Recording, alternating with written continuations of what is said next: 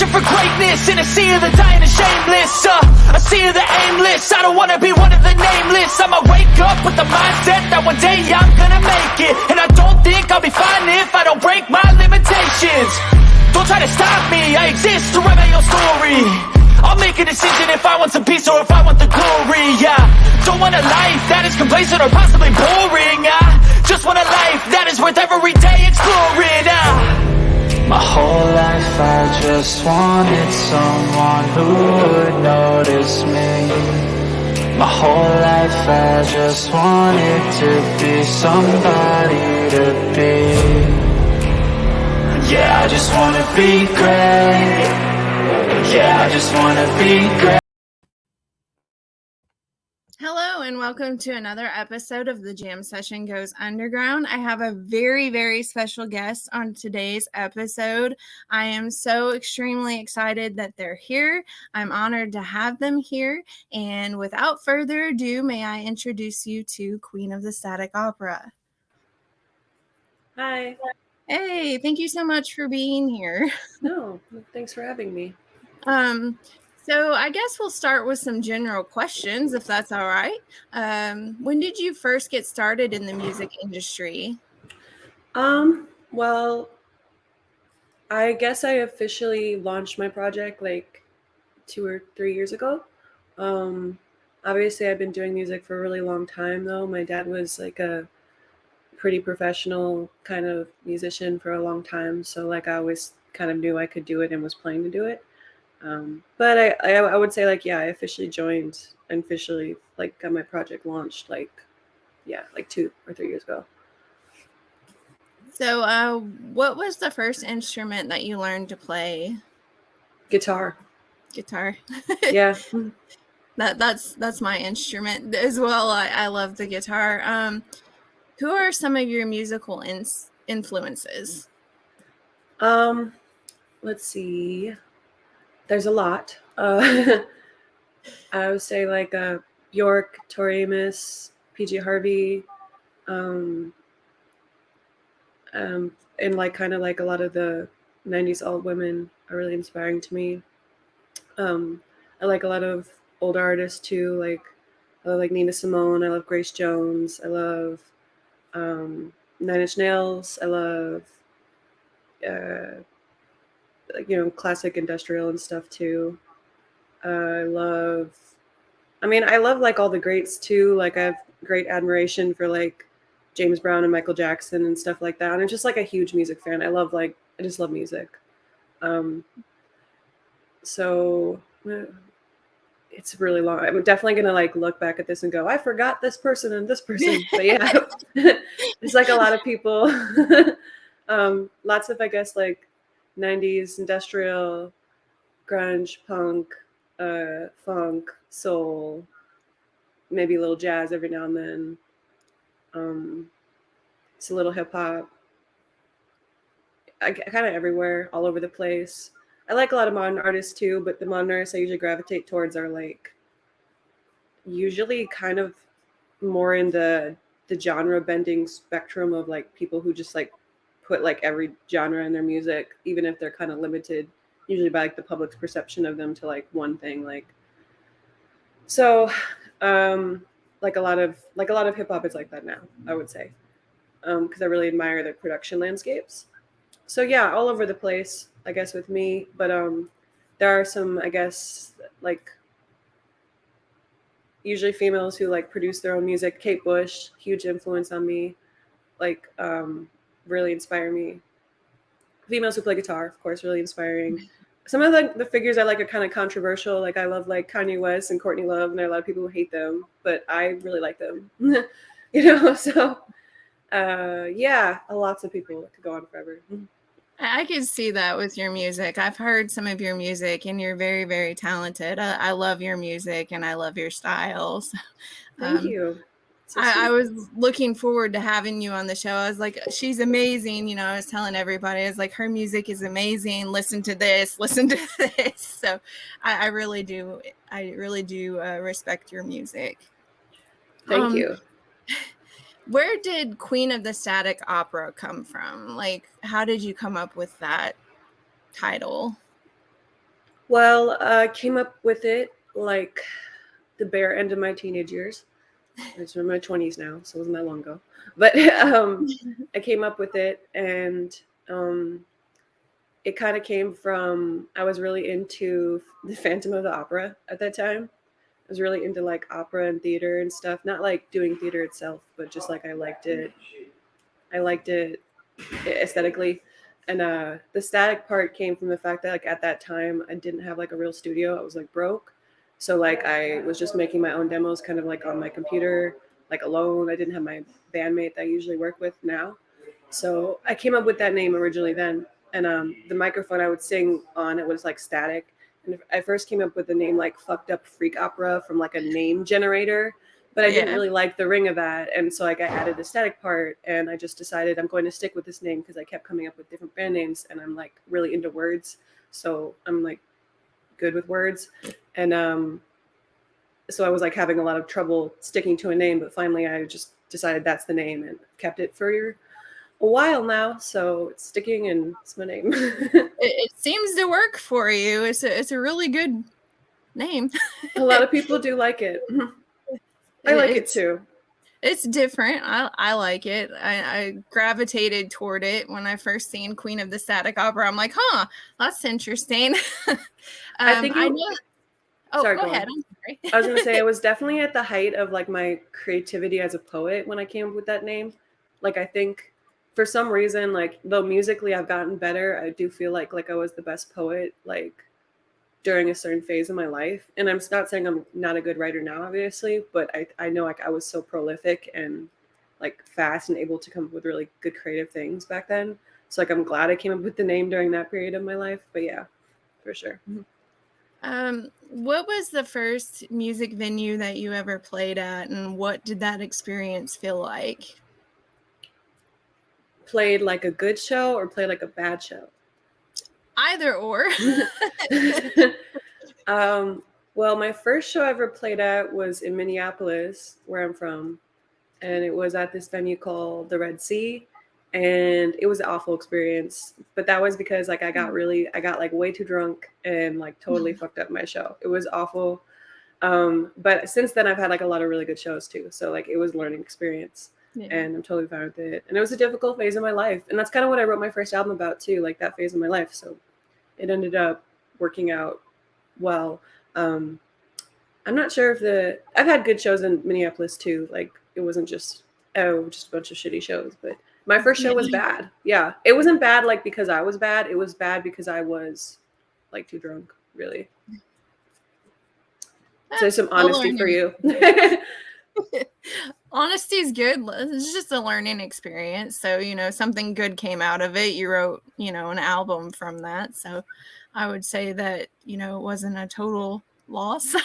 From that phase of my life, like I definitely learned. Well, I think I'm glad I got that kind of stuff out of my system really early on, because then when I was actually playing shows that mattered, like I was like, I don't drink now. So like I'm stark sober and like fully in my headspace and able to like, because when you're drunk, you can't really hear what you sound like. You know what I mean? You're just like, oh, I'm so good. And you're like awful. Yeah. I did like yell at the sound guy too, because I was just like way into being punk rock. And like, it was just too much.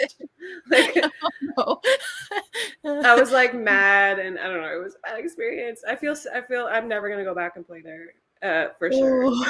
I mean, I probably could, to be honest. It's been so long, and like usually when venues like smaller venues especially look at my following, they'll just like let me play. But yeah, I don't want to go back there personally. There are some venues in Minneapolis I want to play that I think I'm going to play actually, but like that's not one of them. Yeah. This goes well with the next question. What would your dream venue be? Like, if you could play anywhere, where would that be? That is such a good question. I would love to play. Well, I want to play First Avenue in Minneapolis in the main room, and that's Prince's old club. And I want to play in LA. I want to play like the Hollywood Bowl. I think that would be great. It's a really big venue, but yeah, that's what I would like to play. I saw a show yesterday. I saw Tori Amos at the, what's it called? Okay, I'm blanking on the name. Fuck. hold on, it was the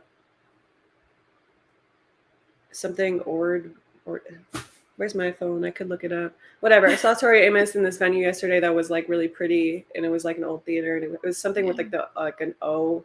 My mind is going to the Ordway, and that's not what it's called. That's like a venue in Minneapolis, but like it was like this theater, and I would love to play in like more venues like that where it's like a giant theater. But obviously that would be like in the future for me. But yeah, maybe if I could get an opening slot somewhere or something. That would be awesome. I'll keep my fingers crossed for you because you deserve to be in a huge venue. Like I said, I love your music so much. I so appreciate how genuine you are. I like totally feel the honesty about it. Thank you. I was nervous for this interview. I'll be honest. I was like, I'm a little nervous because I love her music so much. And to me and to probably a whole bunch of people, you're a big deal. So I was like, I'm nervous about this interview because I just appreciate that you're here and you're, doing an interview with me. No, sometimes I appreciate hearing about it too, because sometimes I think because I'm an independent artist and you compare yourself to like really big scale artists that have a bunch of fake numbers and like fake fans and huge teams, and you're like, do I really matter? But then you hear like the people who really love your music out there and like really matter, how much you really matter to them, like even if you're not like I'm not a big artist, like big artist yet, but like it's still beautiful to hear. And I do have you're right, I have like a very passionate fan base for sure, and I love them. They're amazing. And that's, like I've talked about this with other guests, some guests have said that they would much rather have like a crowd of 100 people who really, really appreciate their music compared to like 10,000 people in because they feel like the audience connects more with them and they appreciate their music more. I know that I've had several guests that have said that, that it's not about the amount of the crowd, it's about the loyalty of the crowd. Well, and with like the kind of stuff I do, which is like, it's not, it's not really, it's pop adjacent, but it's never going to be like mainstream pop. Yeah. The people that gravitate towards my music are usually just like the most quality people in my opinion. And I love that. Like they're all so smart and have like really good taste and they're just wonderful usually. So yeah, I definitely agree. When you're kind of niche, especially doing like intelligent music for lack of a better word. I mean, that sounds like, I think I'm really smart. I'm intelligent, but no, but I mean, it's true. Like when you're trying to do something that's not, I heard the term of like, it's like selling like it's like, do you want to be like the Diet Coke of the world and have like everyone like you, or do you want to be like a specialty drink or something? I'd rather be the fancy specialty drink that like, than to dumb myself down to be an artificial product that gives you cancer, even though I like Coke, but yeah, that's beside the point. Meanwhile, I'm just like bashing Diet Coke because I'm like, oh, that sounds good. Maybe I'll have a Diet Coke. I got you. I've never really looked at it that way, but yeah, I'd have to agree. I wouldn't want to, be like everybody else. I would much rather march to the beat of my own drum. I'm an artist before musician. Like I paint and I do mixed media art. And I always tell people my style is completely different and I'm going to keep it that way. I don't want to, conform myself to what's thought to be normal in society. I'd much rather be unique.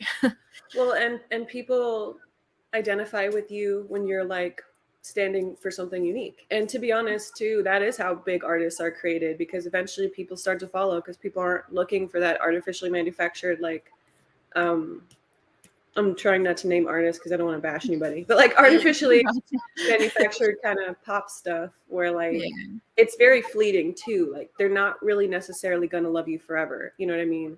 Where like if you're a smaller artist, sometimes you mean so much to them. Like these people will like love you forever. And I feel like that about smaller artists. There are artists I like who are, in retrospect, when you look at them, like they're famous, but they're not like extremely famous, but like they mean so much to me, And so I'm glad I can be that for other people. It's an honor. That's awesome. Are there any projects that you can talk about that you're working on currently? Yeah, I'm working on new music, 100%. I think I'm going to release the new songs soon. I'm going to be shooting a music video soon with my friend from the band Angel Spit.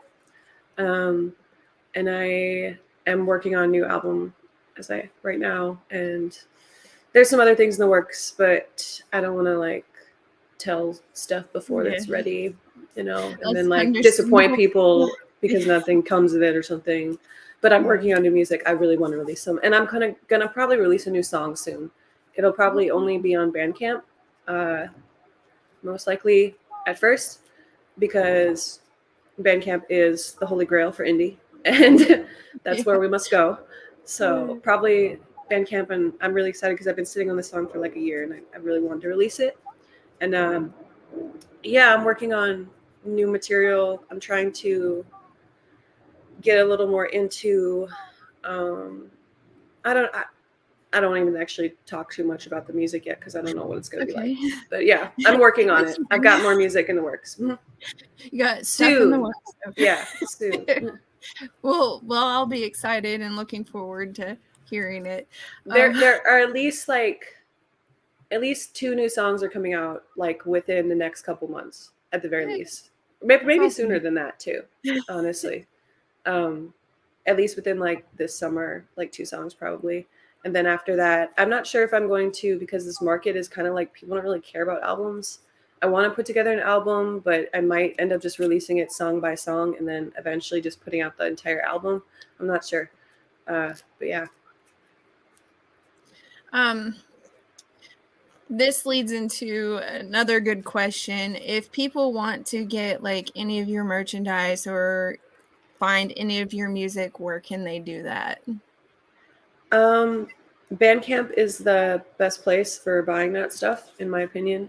If you really want to support me directly, you can just also like DM me on Instagram. I take forever to get through to replies because I have a lot of DMs, but I do get through eventually. I feel bad about it too because like it's just overwhelming all the time. And like I used to be the artist that like I replied to everybody all the time, and I try to be that artist still, but it's like exhausting.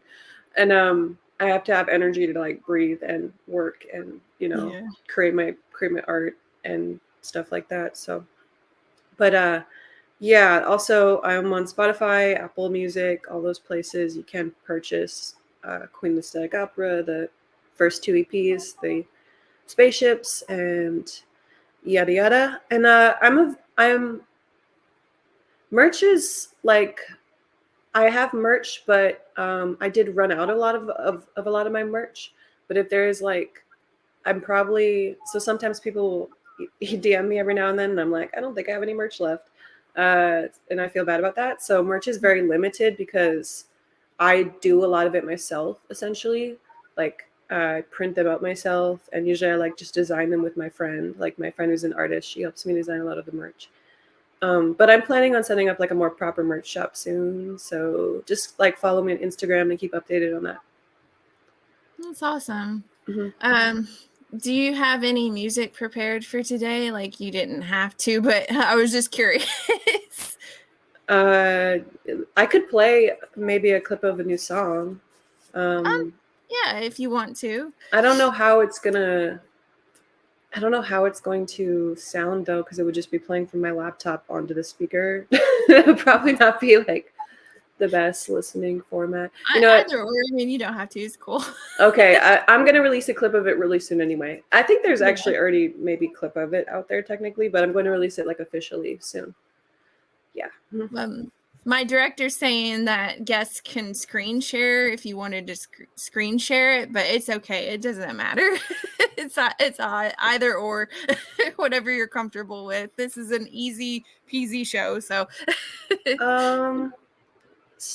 That makes sense, right? I could screen share. You know what? I'll play a clip of it. Okay. Why not? I remember my bandmate last time I did a show like this, and when I was talking about the song, he's like, "You could just play it." Like, so now I guess I'll play it since that's the thing. Let me just pull it up on my computer. Cool. Thank you. Finder. My desktop is a mess though.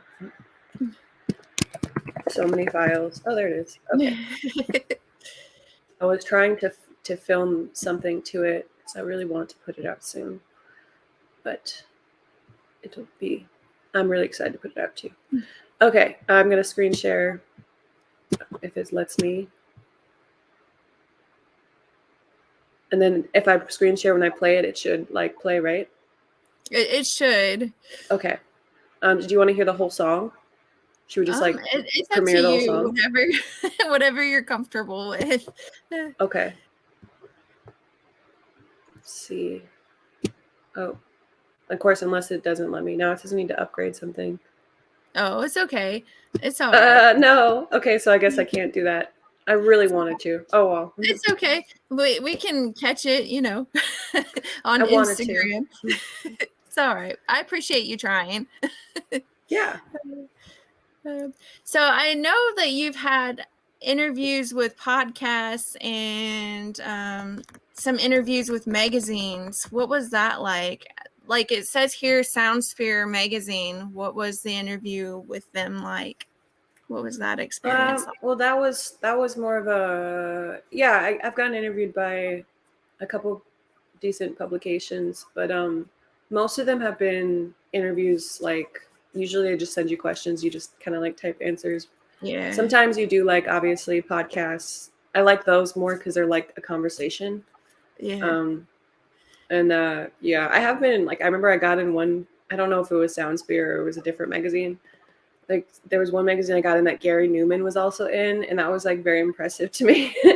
That is pretty impressive. Because it was very impressive to me because also especially like when I started making my music when I was like 15, my mom was like a Gary Newman fan, and she'd be like, "Oh, your Gary Newman songs." Like she used to call them my Gary Newman songs. So then like I randomly got in the magazine with Gary Newman. I'm like, "Mom, like look at this." Remember you said them was my weird Gary Newman songs because like my parents were musicians, but they didn't do like electronic music. They were, and my mom loves electronic music, and so did my dad. But they were like, my mom's a bass player, my dad was a guitar player, so they were like more in like the normal kind of like rock realm, and like I was, found my identity more in like the electronic kind of realm. So that was cool. I like that was like that made me feel honored for sure. Yeah. That's when I would be like, I've made it. I'm in a magazine with it. That was cool. And that, yeah, for sure. And then also I got my song posted on Mute Records page. That was also like very like an honor for me too. Cause they're like the label that discovered like Depeche Mode and like Nick Cave and stuff like that. And I was like, wow, how did I get on here? This is amazing. I don't even know why they like did that, but yeah. Thank God. Thank you, Daniel Miller. If you ever hear this ever, like, I love you and appreciate you so much. Yeah. Do you have like any weird like fan experience stories that you can talk about? I have none in person because usually if people come to venues to see me, they're too scared to talk to me, which is really weird. Like you guys, or if they do talk to me, they don't say who they are, so I don't really know. Like they might just like come up to me and try to talk to me, and I have no idea who you are. So you could just be like a random weird guy or something, especially. But I do have some definitely weird. I get some pretty weird DMs, that's for sure. Like people who will continuously like message me or call me when I like don't reply, and it's just like very weird, or like people who are like send me pictures of your feed and stuff like that, just like weird people. 100%. Or like definitely lots of things like that. I know one of my people who usually watch the show, one of my audience members, she usually asks, how do you deal with fans? Like, how do you deal with, actually having fans and people paying more attention to you? Well, you definitely are going to get criticism. So for me, I kind of just, if I like get criticized or if it's some kind of negative thing, which it's usually not, like overall it is generally positive, but every now and then if you get something negative, I just kind of take it as a sign that I'm relevant enough for people to hate on me. And I'm like, that is cool.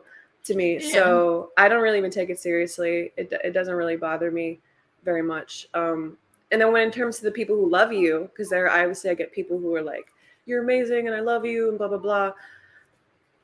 In truth, I realized recently, because one of my roommates gave me this phrase, imposter syndrome. I realized I kind of have imposter syndrome a little bit.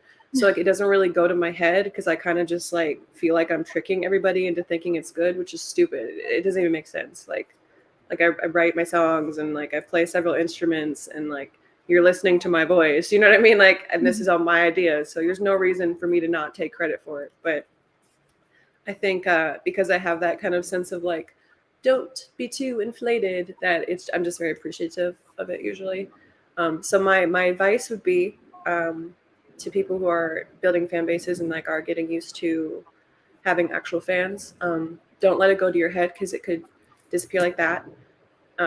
All of them treat them like, you know, friends and people. That's how I usually think of a lot of them too. I don't even really like thinking of them as fans because it feels egocentric and uncomfortable, and compared to where I want to be, which I'm still building my career, I'm not even where I want to be. So like I always have that hunger of like, this isn't good enough, you know. Even though I am like for sure in the underground community, which is amazing, and I love the underground, like the show title.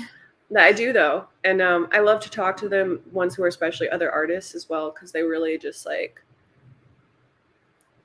they're all like interesting, unique artists on their own, you know. A lot of times, a lot of artists just aren't like, their music is good enough, but they're just not good at, you know, the people skills part, like promoting and talking. I've starting to get to know people who are in the music industry that are better at the people skills part than I am. And it's really hard. It's a lot of work to like to do this and be an introvert, which is I'm actually an introvert, though I do talk a lot, obviously, what's going on. But like I'm actually an introvert, so that's really what's held me back from getting further even in my life. I'm lucky the internet exists, because I think I'm like definitely I'm made for the internet for sure, because I'm not someone who's good at networking events when I'm like in the rooms with big people, which I have been. I'm not good at it. Like I try, you know, but it's not what I'm naturally good at. I got good at being an artist because I would just like lock myself in a room and create. And that's why I'm so good at so many things. That sounds really arrogant, but you know, not like super good at so many things, but I've gotten skills at many things. Like that's why I can play multiple instruments. That's why I write. Like I wrote out like the fucking music video script the other day that like I'm doing, you know, like me and Carl from Angel Spit came up with the idea together. And like, you know, I shoot my own music videos and I do all my styling, costuming. Usually I'll get help maybe from like my best friend or something if I'm going to enlist somebody's help. So obviously, yeah, I have people who help me, but it's everything I do kind of lands on my shoulder in the end. Like I'm the CEO of Queen Aesthetic Opera. So there's always going to be kind of like a side of me that knows like, really, I'm just here because I was kind of like an introverted loner who just, you know, even if I'm popular now on the internet anyway, popular-ish, like, you know, I still am just kind of at my heart a kid who was sort of using my imagination to like escape, you know, and dream. And I think I'm really glad too that I'm not a big artist like yet. Like they're not super big yet, because while I've had these successes and things I've done that I'm very proud of, like playing certain shows at certain venues, I love Bar Sinister, like I love playing there. It's like so cool. It's like the biggest goth club in LA. Like having me back there, I'm so honored. And I mean like the people like that are on the bill with, like I'll get billed with, like I got billed with this guy who wrote on 9 Inch Nails' first album, like last time I was there, and I was so honored. So I was like, oh my God, I used to just be this kid in Minnesota, like who was kind of obsessed with, you know, just like certain artists, and here I am. So like I'm even honored and flattered by like those little kind of achievements mean so much to me. So I know I'm really happy there's more to achieve actually, because like I'd probably get bored if like I, had everything handed to me. Like I like that feel like I'm truly earning my achievements. There are a lot of artists who, I think some artists, I don't know how some of them get their spots. I'm sure there are people who just like, there are probably people who work really hard and just like play shows and get in that way. And then there are probably people who like just buy their way in and stuff like that. But I'm not in a position to have it handed to me. So like I've had to work for it. I've had to prove myself. I still have to prove myself. I still get underestimated, especially being a girl. And but I like to prove them wrong. So yeah, that's what I really like. That's awesome. Like I can see that. I was a jazz guitarist and I was the only female guitarist. Yeah. On campus. First off, kudos to you because you're probably great. Jazz guitar. It's been a while since I played, but jazz guitar, you'll have to send me a video. But like jazz guitar is very difficult, in my opinion. So kudos to you. Oh, well, thank you. But you're right, 100%. And that's funny because I went to performing arts high school for like 1 year, or like half a year. And what's so odd is I was so shy, and like my dad was a really talented guitarist. So and a guitar teacher already. So he just taught me guitar when I was like 10. So I didn't really need to go to classes. But I should have went into the guitar or singing section of the school. And I didn't. Instead, I was like, I'm going to learn dance. Like, I don't even know why. Like, if I look back on it, like, man, I should have just joined the guitar because it was mostly guys. And I know I would have been like one of the few women there, Yeah. And I probably would have been a little bit better at guitar. Not that I'm bad now. I mean, I'm pretty decent, but I digress. I think it helped though to learn stage skills because dancing on stage, it's a lot of like nerves and bravery. And if you don't have a band, which sometimes I play with a band, but sometimes I play with like out of band, you have to have the guts to really be able to go up there and sell it, like even with,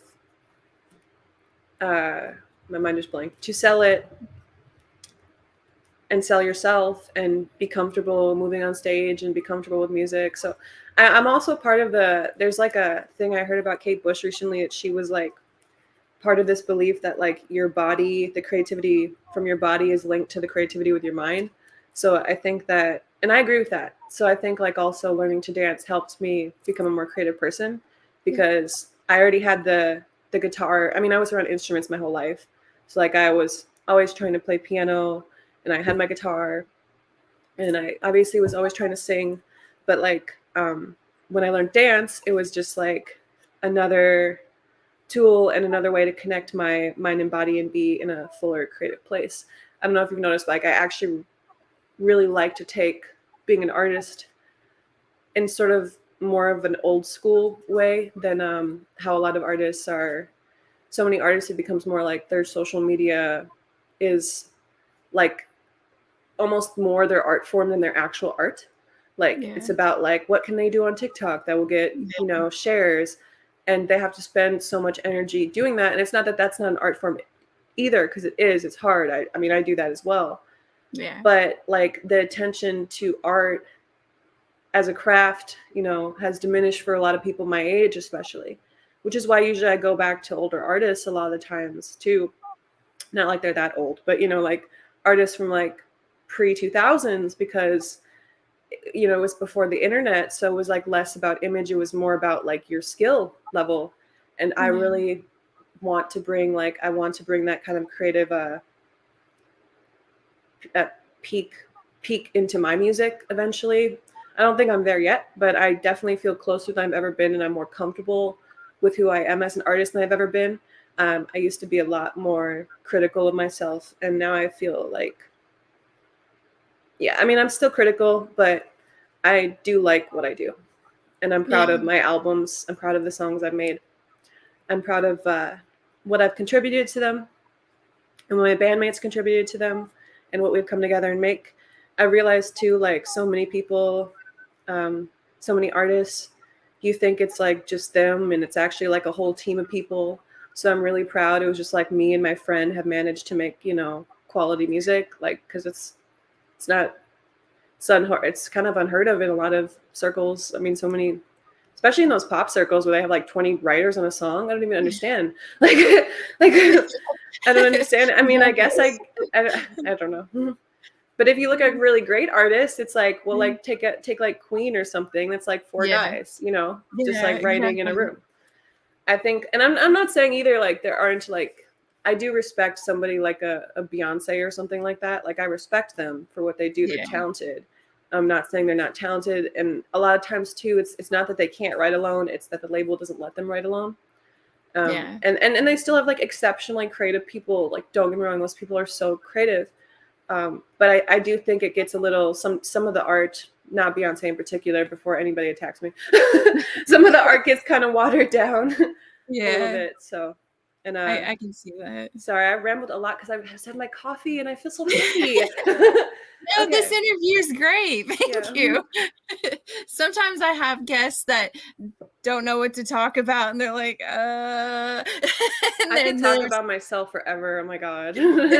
No, I love talking. Awesome. I mean, artists, music and art is all I do. I've really planned to do this very professionally. So I really like doing these interviews too. And I think if I get bigger as an artist, which I'm hoping I will, I think I'll look back on these kind of interviews when I'm like at my peak and be like, you know, this was like such an amazing time in my life where I was like really learning to grow as an artist and stuff like that. So, yeah. That's awesome. Well, I appreciate that you can talk about yourself. Then there's no like blank air. I know, right? Oh my God. That's how I talk just in general too. Sometimes I'm really quiet though. Like if I go out with a group of people, I'm really shy actually. People have to like engage me with questions because like otherwise I might not say anything. But yeah. I guess I could ask, you've kind of touched base on it here and there, but what is your creative process? Like what process do you go through when you write songs and you do your music?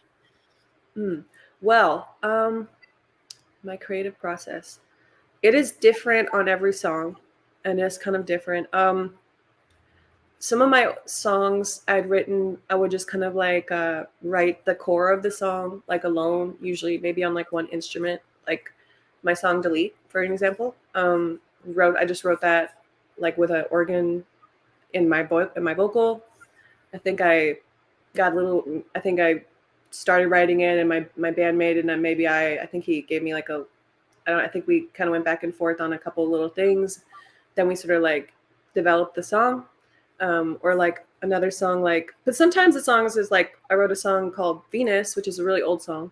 And I wrote that song like alone in my room on a guitar. And now it has no guitar in the actual song, but that's where I wrote the melody from, was on a guitar. Or like a Fatal, like I wrote that song with a guitar.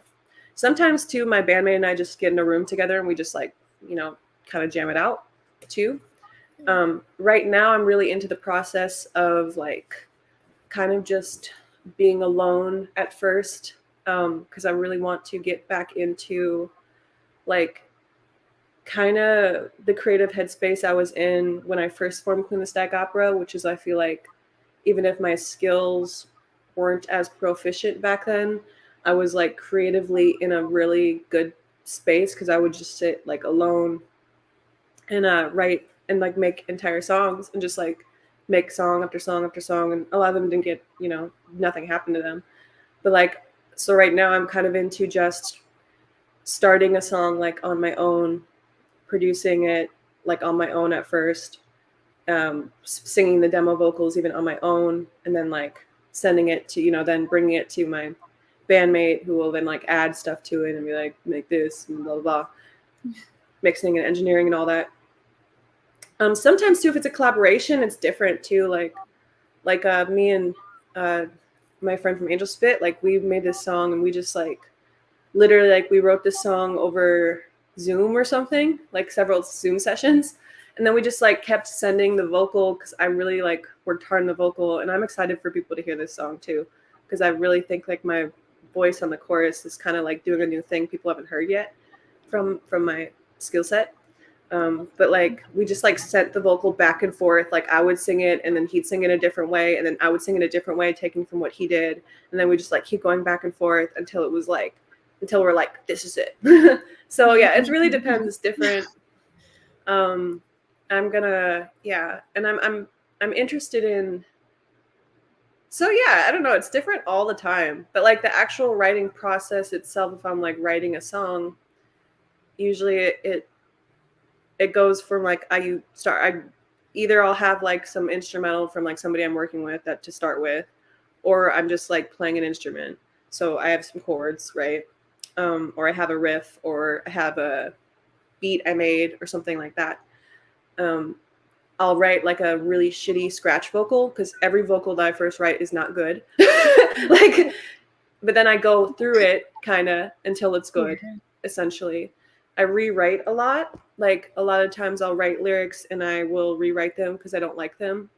Sometimes the first draft of the lyrics works though, which is weird. Like one of my new songs, I like wrote it really fast and it's like kind of melodically and lyrically, in my opinion, one of the best things I've made, but that's obviously for people to decide, not really me, but that's what I think. And so yeah, it's different all the time. There's really no one way to write. It depends on like who you're writing with. Are you writing alone? A lot of times though, I too like to bring a song to them, or if I'm going to collaborate with somebody, I like to eventually take the song and do it alone and then send them my idea because I think I thrive more alone. Unless like maybe with my bandmate, because I know my bandmate so well, like that we can write things together and it'll work because I'm really comfortable with him. But when I'm collaborating with other producers or writers, then I definitely like to take some time with the song to be alone with it and just work on it.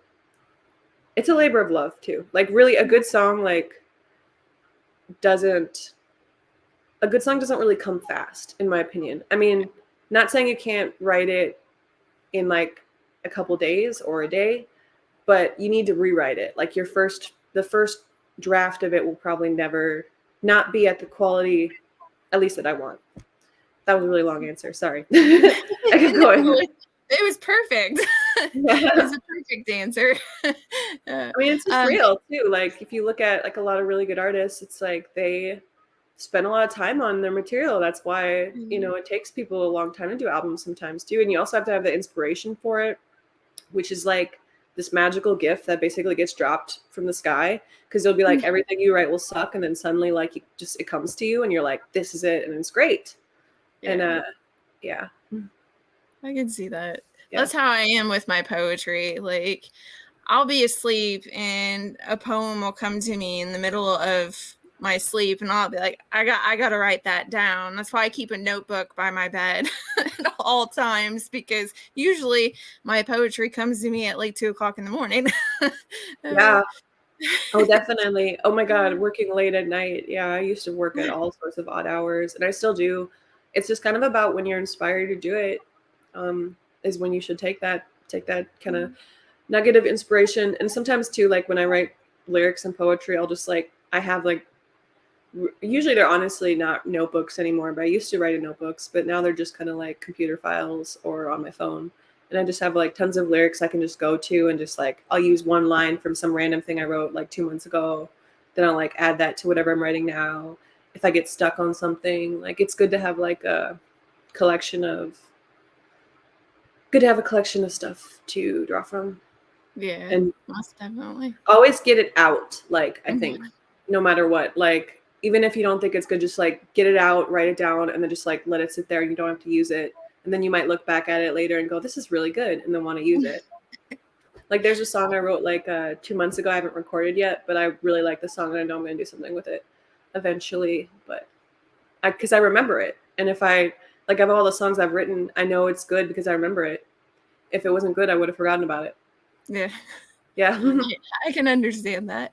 Is there anything else that you would like to talk about before we wrap up this interview? I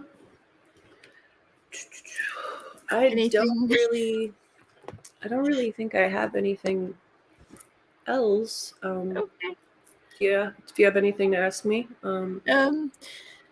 I think you've pretty well answered a lot of my questions. I just appreciate that you have taken the time to be on this show and taken the time to do this interview with me. We really appreciate it. And we do have other shows in the network that may want to reach out and do an interview with you as well if you would be up for it.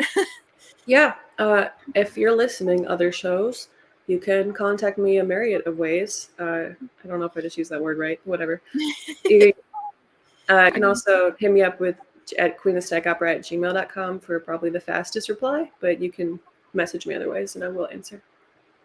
Well, Instagram, Facebook, whatever. Yeah. I mean, you can hear her music on Bandcamp and Spotify, YouTube. I've caught you on YouTube, and then Instagram. You're on there, so go and listen to her music because it's really awesome. Thank you for having me. Thank you so much for being here. I really appreciate it. And to all the audience members who will be watching this, thank you so much for tuning in and watching this program. I wouldn't have this program without you all. So thank you very much again, Queen of the Static Opera. I appreciate it. Until next time, catch you all on the flip side.